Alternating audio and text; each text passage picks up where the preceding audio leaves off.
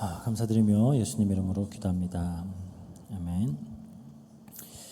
하나님 말씀 레위기 11장 44절 45절 보도록 하겠습니다. Leviticus 11, 44, 45. 레위기 11장 44절 45절 함께 제가 봉독하도록 하겠습니다. 나는 여호와 너희의 하나님이라. 내가 거룩하니 너희도 몸을 구별하여 거룩하게 하고 땅에 기는 길짐승으로 말미암아 스스로 더럽히지 말라. 나는 너희의 하나님이 되려고 너희를 애굽 땅에서 인도하여 낸 여호와라. 내가 거룩하니 너희도 거룩할지어다. 레위기 이제 11장에 들어가도록 하겠습니다. 1장에서 10장까지가 모두 그 제사와 또 제사장에 관련된 내용이었다면 11장부터는 이제 새로운 주제가 등장을 하는 겁니다. 이제 정결과 부정에 관한 그런 율법들, 우리가 흔히 이제 정결법이라고 하는 이제 주제가 등장을 하는 거예요. 그래서 11장에는 이제 이스라엘 백성들이 먹을 수 있는 동물과 먹을 수 없는 동물을 이제 구분하는 음식 규례가 등장을 하고요. 12장에서는 이제 출산 후에 산모에게 요구되어지는 정결 의식들, 13장에서는 이제 피부병 그리고 그런 의복의 곰팡이에 대한 그런 정결 의식들, 14장에서는 또 이제 피부병이죠. 납병이라고 하지만 이제 여러 가지 그런 전염성이 있는 피부병을 말하는 겁니다. 거기에서 나은 사람들에 대한 정결 의식들이 나오고요. 이제 15장에서는 그런 생식기관과 관련된 그런 유출에 대한 정결 의식들이 나열이 됩니다. 이 내용들은 우리 현대를 살아가는 우리들에겐 굉장히 낯설고 또 매우 비합리적으로 보일 수 있어요. 실제로 이제 많은 성도들이 가장 이해하기 힘들어하는 내용이기도 해요. 그 중에 또 이제 11장 이스라엘 백성들이 또 먹을 수 있고 먹을 수 없는 동물들에 대한 이 규례들을 우리가 살펴볼 텐데요. 흔히 이제 코셔라고 하죠. 코셔라고 알려져 있는 음식 정결법인데 지금까지도 특히 이제 정통파 유대인들이 지키고 있는 그런 규례들입니다. 그러니까 무슬림의 그 할랄하고 비슷한 개념이다라고 생각을 하시면 돼요. 근데 이제 이 내용들을 우리가 자세히 살펴보면 자연스럽게 드는 질문이 있습니다. 왜 하나님은 이 음식의 영역에까지 이토록 세밀한 제한들을 두실까? 그냥 너무 사소한 부분이라고 여길 수 있지만 사실 먹는 문제는 우리 일상과 가장 밀접하게 맞닿아 있는 영역이고 그만큼 중요한 거예요. 한국말 표현에도 그런 말 있죠. 먹을 땐 개도 안 건드린다 그러는데 먹는 것도 마음대로 하지 못하면 너무 이렇게 숨 막히는 거 아니냐, 이제 그런 생각이 들 수가 있어요.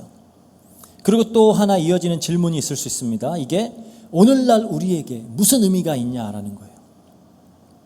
이게 약 한 3,500년 전에 이집트를 살짝 그런 벗어난 지역에서 한 3,000년 전이라고 봐야 되겠죠.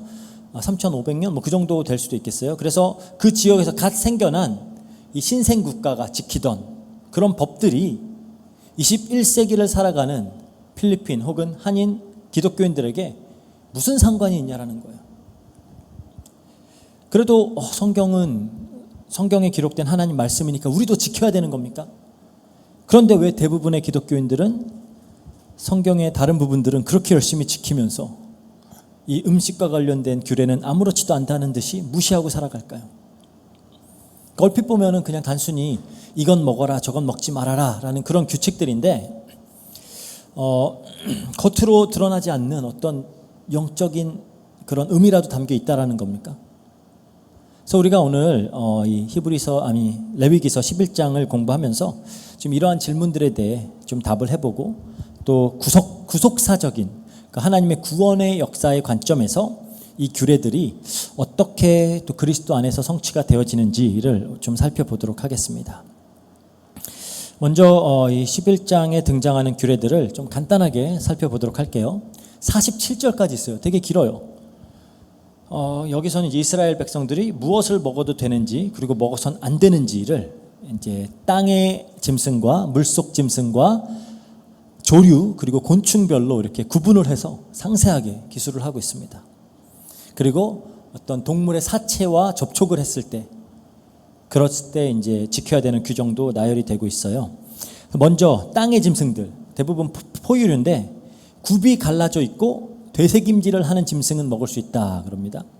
근데 이 두 가지 기준 중에 하나라도 충족하지 못하면 부정한 거예요. 예를 들어서 소나 양이나 염소처럼 굽이 갈라지고 되새김질을 하는 동물들은 정결한 음식입니다. 하지만 돼지는 굽은 갈라져 있지만 되새김질을 하지 않아요. 그래서 부정합니다. 낙타나 토끼처럼 되새김질은 하는데 굽이 갈라지지 않은 그 동물들도 부정해요. 그러니까 그 기준입니다. 굽이 갈라져 있고 되새김질을 한다. 어류들인데요. 이제 물 속에 있는 고기들은 지느러미가 있고 비늘이 있어야 돼요. 그러면 먹을 수 있어요. 하지만 지느러미와 비늘이 없는 고기, 그러니까 메기나 장어 같은 그런 것들은 부정하다라는 거예요. 그 기준대로 하면은 이제 갑각류, 조개류 이런 것 먹어서는 안 되죠. 그리고 새의 경우에는 또 정결한 기준을 따로 제시하진 않는데 그냥 부정한 새의 목록을 쫙 나열을 해요. 독수리, 솔개, 까마귀, 올빼미, 그러니까 대부분 시체를 먹는 사냥하는 맹금류, 청소조류라 그러죠. 시체들 이렇게 죽어 있는 거 가서 뜯어 먹는 그런 애들은 부정하다라고 이제 열거가 돼 있고요. 이렇게 나열되지 않은 새들은 먹을 수 있는 것으로 이제 보여집니다. 곤충에 대한 규례도 있어요. 날개가 있고 네 발로 기어다니는 곤충들은 대부분 부정하지만 메뚜기와 같이 뛰는 다리가 있어서 땅에서 도약하는 애들, 그러니까 축 점프하는 애들은 먹을 수 있다라고 합니다. 그래서 메뚜기, 배짱이, 귀뚜라미 이런 종류는 허용이 돼요. 땅에 기어다니는 것들, 그러니까 쥐, 두더지, 도마뱀, 악어, 카멜레온, 배로 기는 뱀 이런 것들은 이제 부정합니다. 그리고 이제 동물 사체, 그러니까 죽은 동물의 사체를 만지면 그 저녁까지 부정해져서 옷을 빨아야 하고 정결하게 해야 돼요.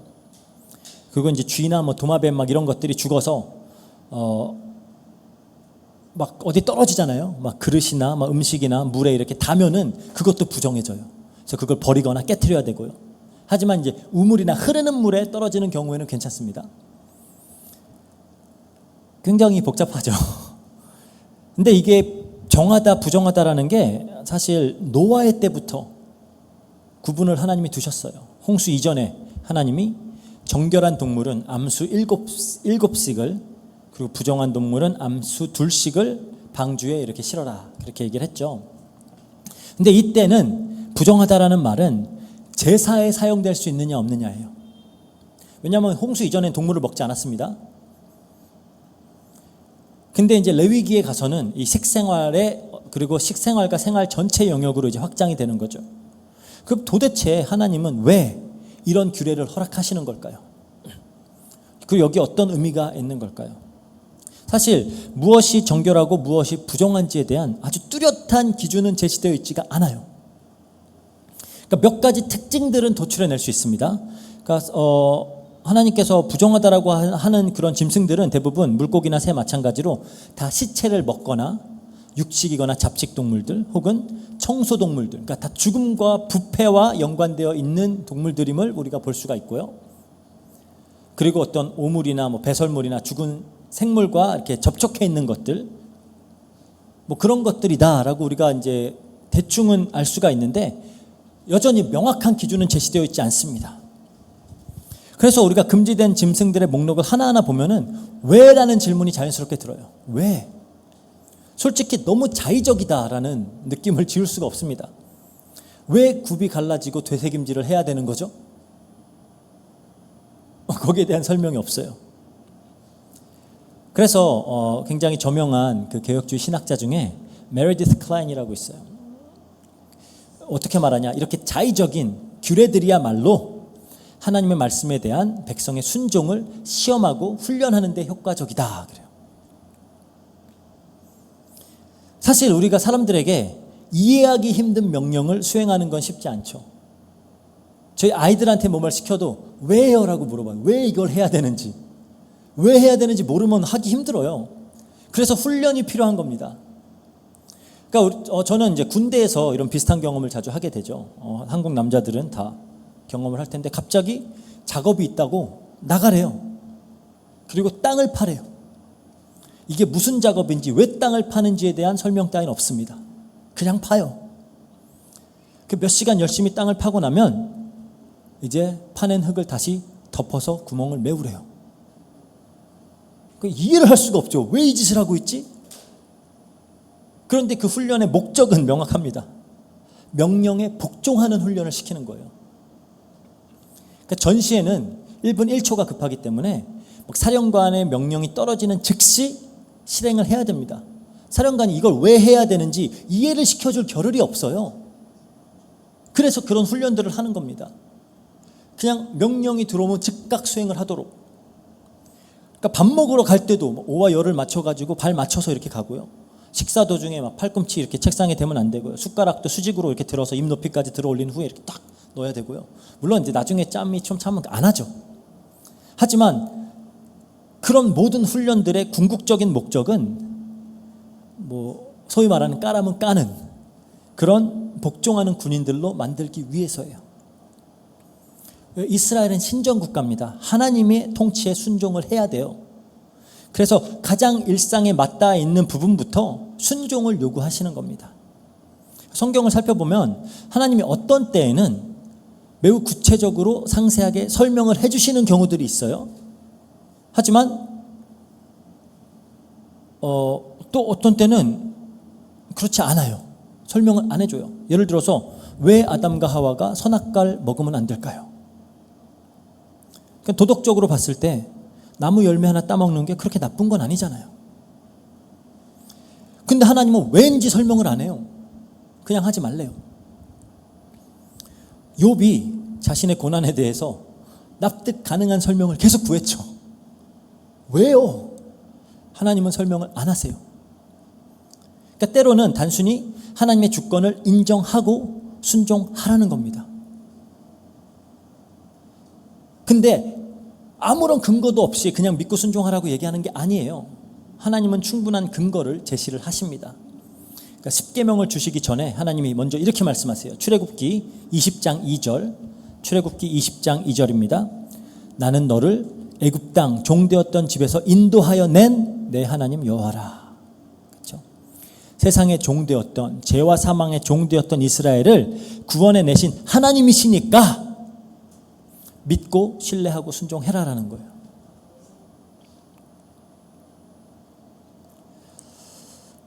이렇게 음식 정결법도 이스라엘에게는 순종을 가르치는 그런 교육 목적을 가지고 있는 겁니다. 그리고 이 순종이라는 부분은 자연스럽게 거룩이라는 개념과 연결이 되어져요. 그냥 거룩하다란 말은 구별됐다, 따로 떼어놓다라는 거거든요. 하나님께서 이스라엘을 만국 중에서 거룩한 백성, 거룩한 제사장 나라로 부르셨습니다. 그렇다면 이스라엘은 어떤 면에서 거룩해야 될까? 어떤 면에서 구분이 돼야 될까요? 이스라엘은 여호와 하나님을 섬기는 나라예요. 그래서 다른 겁니다. 그래서 하나님 말씀을 들어요. 이스라엘은 하나님께 순종하는 민족입니다. 그게 다른 거예요. 어쩌면 사소하다고 볼 수 있는 먹는 문제에서까지 이방 민족들과는 달리 이스라엘은 하나님의 계명을 지키는 민족입니다. 그게 다른 거예요. 그래서 음식 규례에 대한 여러 가지 추측들이 있어요. 이스라엘의 백성의 건강과 위생을 위해서 하나님께서 허락하신 거다. 그런 주장도 어느 정도 설득력 있습니다. 하지만 본문에 명시된 목적은 분명해요. 우리가 읽었던 44절, 45절 나는 여호와 너희의 하나님이라 내가 거룩하니 너희도 몸을 구별하여 거룩하게 하고 땅에 기는 짐승들과 말만 더럽히지 말라 하면서 나는 너희의 하나님이 되려고 너희를 애굽 땅에서 인도해낸 여호와라 내가 거룩하니 너희도 거룩할지어다. 이게 목적이에요. 거룩을 가르치기 위한 겁니다. 그러니까 하나님의 백성은 세상 사람들과 구별돼야 된다라는 거예요. 그런 의미에서 먹을 것들에 대한 제한은 세상으로부터의 구별. 그리고 특히 여기에 대한 아주 실질적인 도움이 돼요. 왜냐하면은 우리가 먹는 거에 대한 제한이 걸릴 때 다른 민족들과 교제하고 그들의 문화와 동화되기가 힘들어요. 같이 먹어야 좀 친해지고 같이 먹으면서 교제를 하는데 이게 먹는 걸 같이 못 먹네. 그러니까 이방 민족에 이렇게 동화가 되지 않는 거죠. 이렇게 이스라엘은 이방의 그런 우상 숭배적인 풍습과는 철저하게 단절이 되어야 됐습니다. 그리고 하나님의 규례를 지킴으로써 약간 거룩한 섬처럼 그렇게 서야 했던 민족이에요. 또 이제 이스라엘 백성들은 이 음식 정결법은 이제 일상과 가장 맞닿아 있는 식탁이라는 그 영역에서부터 정결과 부정이라는 개념을 가르치는 거예요. 밥 먹을 때 맨날 배우는 거예요. 아, 정결이라는 것이 있고 부정한 것이라는 게 있구나. 그리고 하나님은 거룩한 분이시기 때문에 오직 정결한 상태에서만 하나님께 나아갈 수 있다라는 사실을 체험적으로 매일 배우는 겁니다. 그러니까 이들은 늘 정결과 부정이라는 그 상태에 민감할 수밖에 없어요. 또 이 끊임없이 반복되어지는 이 정결 의식을 통해서 아마도 정결 의식 없이도 하나님께 나아갈 수 있는, 정결하게 설 수 있는 그 날을 소망했을 겁니다. 제사와 마찬가지죠. 맨날 이거 해야 돼? 이거 없이 하나님께 나아가는 날이 있을까? 그것처럼 이제 이거 맨날 해야 되는 거야? 하는 거죠. 이렇게 음식에 대한 모든 규례는 교육적인 목적을 가지고 있어요. 교육적인 목적. 그래서 이걸 통해서 이스라엘이 배워야 했던 핵심 사상은 하나님은 거룩하시며 동시에 이스라엘은 애굽에서 구원받은 하나님의 백성이기 때문에 하나님의 성품에 참여하고 거룩해야 된다라는 걸 배우는 거예요. 그래서 정결한 것과 부정한 것을 구별하는 삶 자체가 하나님이 거룩하신 것처럼 그분의 백성도 도덕적으로 영적으로 구별돼야 된다. 이걸 가르치는 거고요. 그래서 무엇을 먹고 마실지를 선택하는 작은 일들부터 하나님의 속한 그런 거룩한 공동체구나 우리는 그거를 기억하도록 하는 겁니다. 그렇다면 이 본문에 등장하는 이 수많은 음식 규례들 이 인류를 향한 하나님의 구원 역사에서 어떤 의미가 있냐라는 거예요. 궁극적으로 그것과 상관되지 않으면 그냥 옛날 이야기예요. 우리가 읽을 필요 없는 겁니다. 하나님은 이 규례들을 통해서 이스라엘 백성에게 나는 거룩하니 너희도 거룩해라 라고 요구를 하셨죠. 하지만 이 거룩은 그냥 겉으로 보이는 음식 구분으로 국한된 것이 아니라 더 깊은 어떤 영적 진리를 가리키는 그런 그림자의 역할을 했던 거예요. 그림자. 그러니까 신약에 오면은 이제 예수님이 공생애 중에 이 음식 규례의 진의, 진짜 의미를 밝히십니다. 마가복음 7장 18절 19절 볼게요. 마가복음 7장 18절 19절. 마가복음 7장 18절 19절. 예수께서 이르시되 너희도 이렇게 깨달음이 없느냐 무엇이든지 밖에서 들어가는 것이 능히 사람을 더럽게 하지 못함을 알지 못하느냐 이는 마음으로 들어가지 아니하고 배로 들어가 뒤로 나감이라 이러므로 모든 음식물을 깨끗하다 하시니라. 그러니까 이 선언은 당시의 유대인들에겐 엄청난 충격입니다. 이게 하지만 여기서 이제 예수님은 레위기 음식 규례들을 완전 폐기한 게 아니라 오히려 그 본래의 의도가 성취되었다라고 선언을 하시는 거예요. 그러니까 더 이상 더러운 것은 음식이 아니라 사람의 마음에서 나오는 죄라는 거예요. 그리고 이제 이어서 사도행전 10장에 가면은 베드로의 환상이 이제 이 주장을 더 확증시켜 주는 거죠. 부정한 짐승들을 담긴 보자기가 하늘에서 내려왔어요. 하나님이 잡아 먹어라 그래요. 근데 여전히 아직 유대인의 전통에서 벗어나지 못했던 베드로는 거절을 합니다. 그런데 하나님이 내가 깨끗하게 한 것을 속되다 하지 말아라 그래요. 물론 이 사건은 음식 문제보다는 이방인을 향한 복음의 확장 그걸 예고하는 사건이지만 동시에 음식으로 사람을 구별하지 않는 새로운 언약의 시대가 도래했다라는 걸 보여주는 거예요. 그래서 바울 사도가 골로새서 2장 16절 17절에 이렇게 말합니다. 그러므로 먹고 마시는 것과 절기나 초하루나 안식일을 이유로 누구든지 너희를 비판하지 못하게 하라. 이것들은 장래일의 그림자이나 몸은 그리스도의 것이니라. 그러죠. 그러니까 구약의 음식 규례와 같은 이런 의식법들 이건 오직 예수 그리스도를 가르치기 위한 표지라는 거예요. 사인이라는 거예요. 향하는 거죠. 그리스도를 향하고 있는 것. 그분이 오심으로 더 이상 필요하지 않게 되었다라고 선포를 하는 겁니다. 그러니까 더 이상 무엇이 우리 입으로 들어가는지가 우리를 정결하거나 부정하게 하지 못한다라는 거예요. 그러니까 예수 그리스도를 통해 새로운 시대가 도래했다라는 겁니다. 이게 어떤 시대죠? 우리 히브리서 9장 13절 14절 볼게요. 히브리서 9장 13절 14절.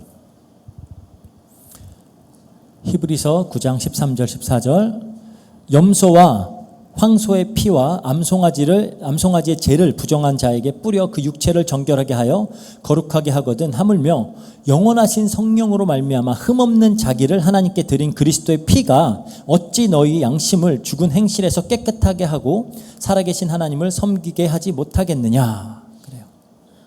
그러니까 과거에는 부정한 것을 접촉하면 부정해졌다면 예수님은 나병 환자를 만지셨는데 오히려 그를 깨끗하게 해버렸어요. 그렇죠? 그러니까 예수님의 거룩하심은 부정함을 삼켜버리는 능력이 있다는 거예요. 그러니까 이 정결법에서 반복적으로 보여준 부정함을 피하고 정결함을 유지하라라는 이 요구는 결국 그리스도 안에서만 우리가 정결해질 수 있다라는 그 진리를 예표하는 겁니다. 그래서 그걸 바라보도록 하는 거예요.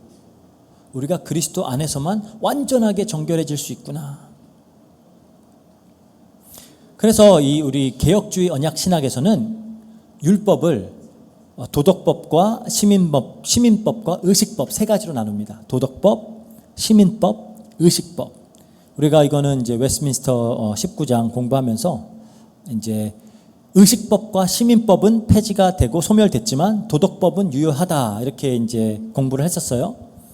그러니까 레위기 11장은 의식법에 속하는 부분이에요. 의식법. 이스라엘 언약 공동체를 이방 민족과 구분하기 위해서 세워진 그런 규범들입니다. 이 규례들은 하나님의 거룩하심을 드러내고 또 언약 백성으로서의 정체성을 유지하도록 도와주는 그런 울타리 같은 겁니다. 그래서 그 사람들은 음식 먹을 때조차도 나는 하나님의 백성이다라는 그 인식을 갖도록 훈련을 받았던 거예요. 하지만 이 모든 규례들은 다 그림자로 주어진 겁니다. 그림자, 실체가 아니에요. 그래서 사도 바울은 이 율법을 보고 우리를 그리스도께로 인도하는 초등 교사다 그랬어요. 이것들이 우리를 그리스도에게로 이끈다. 존 칼빈도 이런 의식법을 어린 자녀를 위한 신앙의 초보 교육이다. 그렇게 설명을 했습니다. 그러니까 이 규례들은 궁극적으로 예수님을 통해서 완성될 하나님의 거룩하심과 또 죄 씻음을 그 실체를 예시하고 있는 거예요. 궁극적으로는 예수 그리스도가 오셔서 너희 죄를 완전하게 깨끗하게 하고 너희를 정결하게 할 것이다 라는 그것을 보여주고 가르치고 있는 그런 어떤 교육적인 목적을 가진다라는 거죠. 그래서 히브리서 8장이나 10장에는 예레미야가 이 새 언약의 예언을 인용을 하면서 그렇게 얘기를 합니다. 옛 언약의 법들이 사라지고 이제는 마음에 새겨지는 법으로 대체될 것이다. 히브리서는 그게 이미 되었다라고 하죠. 이게 뭐냐? 그러니까 사도행전 15장에서도 그러죠. 예루살렘 공의회 때 처음으로 교회가 모였어요. 회의를 하는데 그 주제가 이방인들에게 모세의 율법, 할례나 음식 규정들을 요구해야 되냐? 근데 뭐라고 결의를 했냐? 요구하지 말아라. 그러니까 이 언약의 적용 방식이 달라졌다라는 겁니다.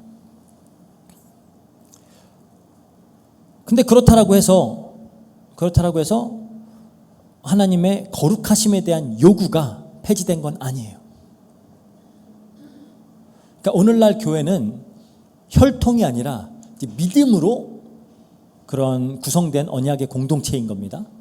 과거에는 이스라엘이라는 혈통을 통해서 언약의 공동체가 됐다면 지금은 믿음을 통해서 우리는 언약의 공동체가 됐어요. 구약에서는 음식과 절기와 제사 이런 것들이 그 공동체의 표지예요. 이걸 함으로 이게 언약 공동체야라고 하는 건데 지금은 이제 예수 그리스도의 사역을 통해서 이루어진 그 성령의 내주하심, 그거에 대한 믿음, 그리고 우리의 거룩한 삶, 그게 표지가 되는 거예요. 그래서 이 언약의 표지도 예배에서의 표지도 다 달라졌죠. 할례가 아니라 이제 세례와 성찬으로 바뀌는 겁니다. 그래서 이제 그리스도 안에서 이 옛 언약 공동체에게 주어졌던 정결법은 다 완성이 되었어요. 그래서 더 이상 이런 의식의 형태로 요구되어지지 않습니다. 이게 얼마나 다행이에요, 우리에게. 한국인한테 삼겹살을 먹지 말아라. 너무나 힘든 일이죠. 랍스터, 새우, 장어, 이 맛있는 것들을 못 먹었어요. 우리는 마음껏 먹을 수 있습니다. 하지만 이 언약, 이 정결법에 내재되어 있는 그 거룩의 원칙, 이건 여전히 우리에게 유효하고 또 우리는 이걸 마음에 품고 살아가도록 부름을 받은 자들이에요. 그래서 이 레위기 1장에서 10장까지 우리가 살펴보았던 제사 제도가 예수 그리스도를 통해서 이루어진 이미 완벽하고도 영원한 우리의 속죄를 보여준다면 11장부터는 이 정결의식을 통해서 신분상 거룩하게 된 우리 성도의 삶 속에서 실천되어야 되는 거룩이 뭐냐라는 걸 보여주는 거예요. 우리는 이미 1장에서 10장을 통해 완전한 속죄가 이루어졌고 거룩해졌다라는 거예요. 그러면 이제 우리의 삶 속에 어떻게 그 거룩이 나타나야 되냐, 이걸 보여주는 겁니다. 굉장히 중요한 부분이에요. 그래서 언약 공동체였던 이스라엘에게 거룩이라는 개념은 추상적인 게 아닙니다. 추상적인 게 아니에요. 그들의 삶의 모든 영역과 밀접하게 맞닿아 있는 아주 사실적이고 실천적인 그런 개념입니다. 그러니까 거룩한 하나님께 속한 백성들, 하나님께서 은혜를 베푸셔서 그 구원으로 인해 신분상 거룩한 백성이 된 이스라엘에게는, 이스라엘 백성들은 이제 하나님의 거룩하심을 반영하는 삶을 살아야 돼요. 그 거룩을 실천하는 삶을 살아가는 게 어찌 보면 너무 당연한 겁니다. 신분이 거룩한 사람들이 당연히 거룩하게 살아야죠. 그리고 이게 이제 신약에, 그래서 이 신약의 언약 공동체인 교회에게는 마땅히 적용되어지는 내용들이에요. 우리도 언약 공동체니까. 그래서 그러면 이제 어떻게 우리의 삶 속에서 우리는 하나님의 성품을 반영을 하고 어떻게 우리 거룩을 실천할 수 있냐라는 질문이 들 수가 있죠. 그러니까 거룩은 단순히 겉으로 보이는 그런 경건함, 그러니까 막 이렇게 정장 입고 성경 껴 베끼고 이렇게 할렐루야, 형제님 자매님, 이게 거룩이 아니라, 아니면 율법적인 엄격함, 이게 아니라, 혹은 막 속세를 떠나서 은둔 생활하는 그런 게 거룩이 아니라, 결국 거룩은 하나님의 성품을 반영하는 겁니다. 근데 이 땅에서 그 거룩이 무엇인지에 대해서 가장 좋은 본을 보여주신 분은 인간으로 오셨던 예수님이에요. 그러니까 인간으로서 거룩을 어떻게 보여줘야 될지의 완벽한 본을 보여주신 분이 예수님이에요. 그래서 히브리서 1장 3절에 그러죠. 히브리서 1장 3절 이는 하나님의 영광의 광채시요 그 본체의 형상이시라. 그의 능력의 말씀으로 만물을 붙드시며 죄를 정결하게 하는 일을 하시고 높은 곳에서 계신 지극히 크신 이의 우편에 앉으시니라. 하나님의 본체의 형상이다. 이 말이 무슨 말이냐? 문자 그대로 말하면은 도장, 인장 같은 걸 말하는 거예요. 옛날에 고대에는 왁스에다가 왕이 이렇게 반지에 있는 걸 꾹 찍잖아요. 그럼 여기에 있는 그 모양이 그대로 찍히죠. 그걸 보고 예수님이다 그러는 거예요. 하나님이라는 존재가 그대로 찍혀서 보여지는 분이 예수님이다. 이 얘기를 하고 있는 거예요. 즉 예수님께서 이 땅에서 보이셨던 모습이 성도인 우리가 본받을 수 있는 거룩의 실체라는 겁니다. 그러면 예수님의 가장 특징적인 모습들이 뭐죠? 첫 번째로는 온전히 자신을 부인하는 순종이에요. 자기 부인적 순종. 예수님이 제자들에게 나를 따르려거든 자기를 부인하고 십자가를 지고 따르라 라고 했죠. 예수님은 하나님의 본체이시지만 자신을 비우시고 종의 형체를 취했다라고 성경이 말하고요. 겟세마네 동산에서도 아버지의 뜻대로 하옵소서라고 기도하셨어요. 그때도 자신의 뜻보다는 아버지의 뜻을 선택을 했던 겁니다. 그러니까 이러한 순종, 이게 진짜 거룩이다라고 할 수 있는 거예요. 그러니까 우리도, 성도된 우리도 동일한 부르심을 받은 존재들이라는 겁니다. 그러니까 내 감정, 내 욕심, 내 계획, 내 뜻 내려놓고 하나님이 절대적으로 선하시고 옳으시다라는 걸 인정하고 그분의 뜻에 순종하는 삶, 이걸 살라는 거예요. 어렵죠, 물론. 하지만 하나님의 말씀을 듣고 묵상하고 기도하고 하면서 하나님의 뜻에 나를 맞춰가는 그런 순종을 연습하고 실천해보라는 겁니다. 연습해야 돼요. 우리는 그냥 될 거라고 생각하면 안 되고 연습해야 되는 겁니다. 그리고 이것이 이제 삶에서 나와야 되는 거죠. 그걸 보고 거룩이다라고 하는 거예요. 그리고 또 예수님의 가장 특징적이셨던 그런 특징적인 모습 중에 두 번째는 자기를 희생하는 사랑입니다. 그렇죠?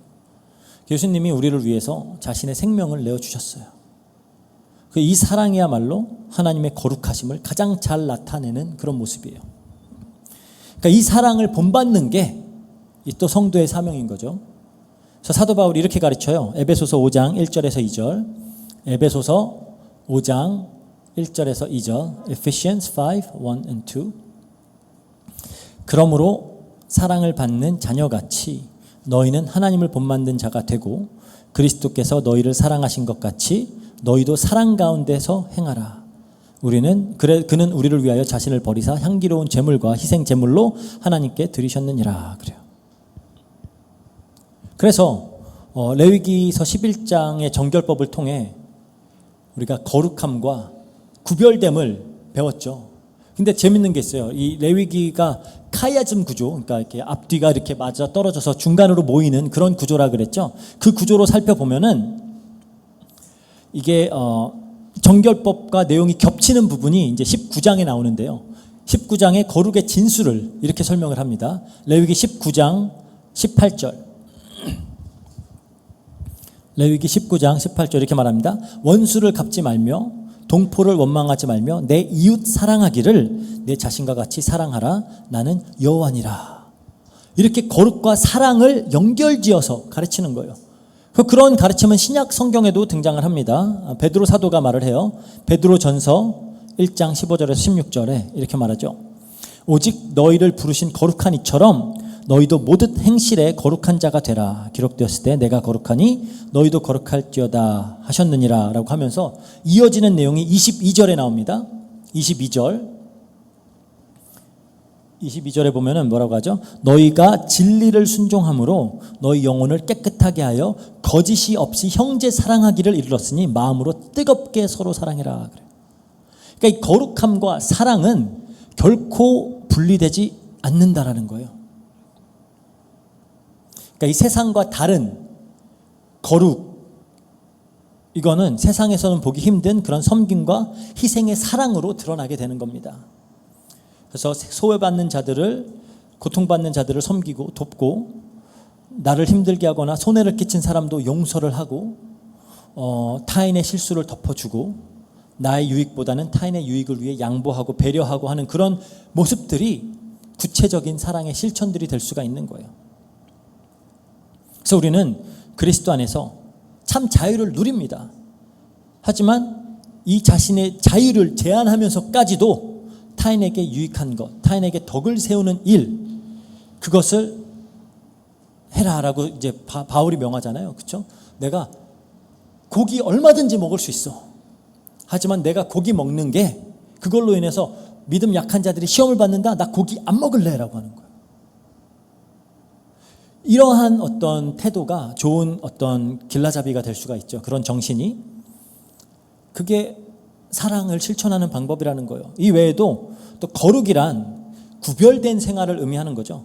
예수님 역시 죄인들의 세상 속에 살면서도 죄를 범하지 않고 타협하지 않고 구별된 삶을 사셨습니다. 이렇게 우리 성도들 역시 세상과는 구별된 삶을 살아야 되는데, 특히 이제 오늘 본문에 비추어서 우리가 적용점을 좀 찾아보자면 우리 안으로 들어오는 것, 음식이 들어오는 것들이잖아요. 그것에 대한 좀 경계심을 우리가 가질 필요가 있다라는 거예요. 물론 입으로 들어오는 음식 때문에 우린 더 이상 부정해지지 않습니다. 우리 디모데전서 4장 4절에서 5절, 디모데전서 4장 4절에서 5절 그렇게 말합니다. 하나님께서 지으신 모든 것이 선함에 감사함으로 받으면 버릴 것이 없나니 하나님의 말씀과 기도로 거룩하여짐이라. 그러니까 우리가 뭘 먹느냐 따라 때문에 우리가 부정해지진 않아요. 하지만 우리의 시대가 뭐 각종 먹방과 그런 과식 문화와 온갖 뭐 요리 대결과 막 전 세계 식기행 막 그런 음식 여행 막 사방에 다 먹는 거예요. 그냥 말 그대로 빌립보서 3장 19절 말처럼 배가 하나님이 되어버린 그런 시대에 우리가 살아가고 있습니다. 그럼 이러한 시대에서 우리는 어떻게 좀 거룩할 수 있는지도 고민해 봐야 되겠죠. 좀 절제와 나눔과 그런 배려. 그렇죠? 아니 막 못 먹는 사람 그렇게 많은데 막 우리 맨날 그렇게 막 먹으면서 그걸로 막 자랑하고 이게 그래서 이런 부분들도 좋은 거룩의 실천이 될 수 있어요. 그래서 역사적으로 과식이라는 부분도 기독교에서는 범죄 중에 하나로 그 죄 중에 하나로 항상 분류가 되었어요. 근데 우리가 이제 문화 자체가 막 무조건 맛있는 거 찾아다니면서 맛있는 거 먹고 막 이게 마치 인생의 전부인 것처럼 되어버린 그런 시대에 살다 보니까 어떻게 우린 여기에서 거룩할 수 있느냐 이런 부분들도 고민을 해봐야 될 것 같고요. 또 우리가 사는 우리 시대는 음식도 음식이지만 어떤 미디어와 문화 콘텐츠들을 더 많이 소비하고 더 많이 먹는다고 볼 수가 있어요. 너무나도 많은 그런 매체들을 통해서 우리가 쉴 새 없이 무분별하게 우리의 마음과 영혼은 이 문화적인 음식들을 계속 먹고 있습니다. 그러니까 모든 것이 그렇듯이 이 중에는 우리에게 건강한 것들, 유익한 것들이 있어요. 다 나쁘다는 게 아니에요. 하지만 굉장히 해로운 것도 많습니다.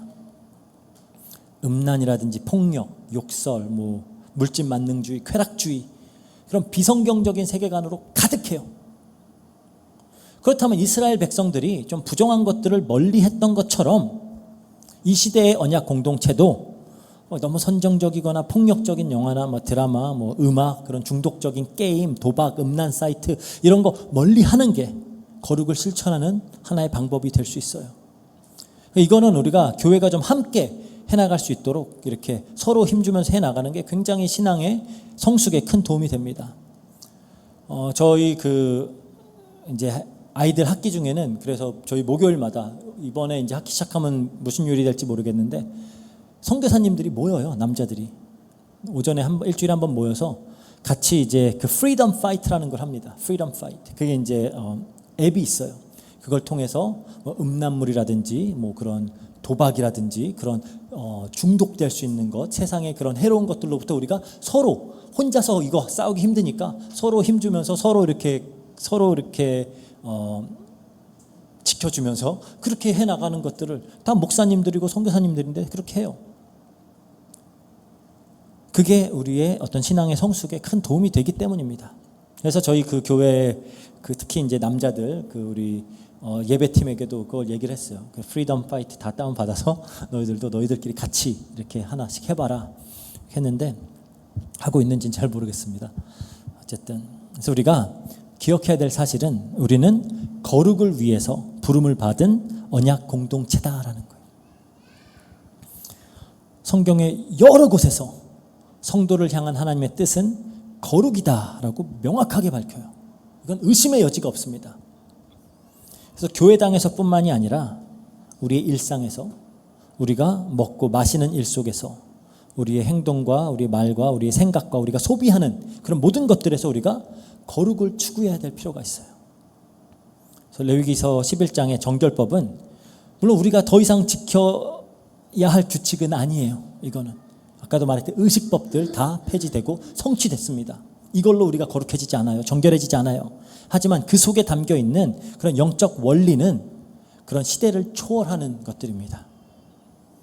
내가 거룩하니 너희도 거룩하라 라는 하나님 음성을 우리가 순종하고 이 거룩을 실천하고 또 우리의 거룩으로 하나님 나라를 증거하는 우리 로고스 교회 그리고 우리 교회 성도님들 되시기를 주의 이름으로 축복합니다. 기도하고 마치겠습니다. 사랑과 은혜가 풍성하신 하나님 감사합니다. 우리가 이 땅에 살아가는 언약 공동체로서 은혜를 입어 거룩한 존재들로 부름을 받은 자들로서 어떻게 거룩을 실천하며 살아가야 될지를 또 말씀을 통하여 가르쳐 주시고 또 교육하여 주시니 너무나 감사합니다. 우리가 겸손한 마음으로 하나님의 가르침을 받고 이것이 그냥 머리로만 알고 기억하는 것이 아니라 우리 삶 속에서 사실적으로 실천을 해나가며 하나님 앞에 거룩하게 서고 하나님의 영광을 나타내며 또 이를 통해 하나님 나라를 확장할 수 있도록 주님께서 역사해 주세요. 감사드리며 예수님 이름으로 기도합니다. 아멘.